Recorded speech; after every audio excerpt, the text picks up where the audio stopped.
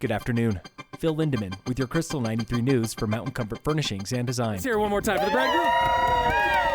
It was a party out at Loveland today where over 100 couples braved a snowstorm for the 33rd annual Mountaintop Matrimony. We figured this is better than a courthouse. So much better. That was Alex and Tim from Golden.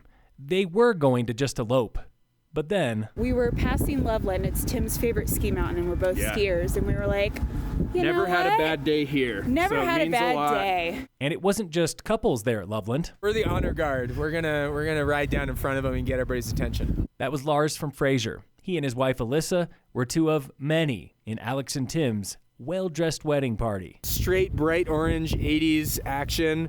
There's tiger prints. There's spray paint. Bringing their own wedding party were freelance bridesmaids, Jenny and Melinda. And they too were dressed to impress. We've got fuchsia tulle skirts and fuchsia veils, and we've got some signs. Always a bridesmaid, never a bride. Aaron and Bridget were there renewing their vows, but like many, it was their very first time doing it on snow. Such a fun, essentially Colorado thing to do, you know? What a better way to celebrate Valentine's Day than getting some skiing in. Congratulations to all the couples out at Loveland today, and a special thanks to my wife, Sarah. I'm happy to report she said I do all over again.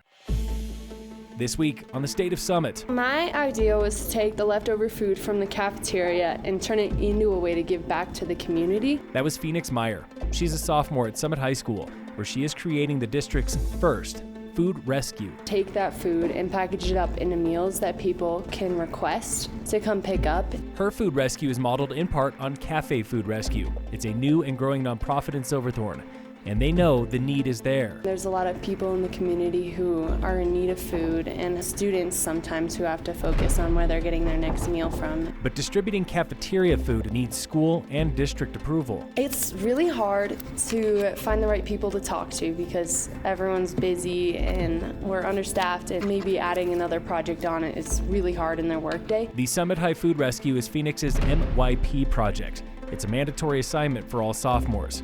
Here's her teacher, Amanda Winters. I think it's amazing. I think it's really important. And I think it is a really good kind of highlight of how these projects can be really impactful on the student, but also on the community as a whole. Tomorrow at Summit High, Phoenix will join over 200 other sophomores to present her project. I've been comparing it to a science fair. But unlike those other projects, tomorrow's presentation is not the end for Phoenix or Food Rescue. The goal is to hopefully have it installed by the end of the school year, so it's kind of a work in progress still. Tune in again next week for the State of Summit on Krystal 93. In sports, the Nuggets are playing the Kings tonight at 7.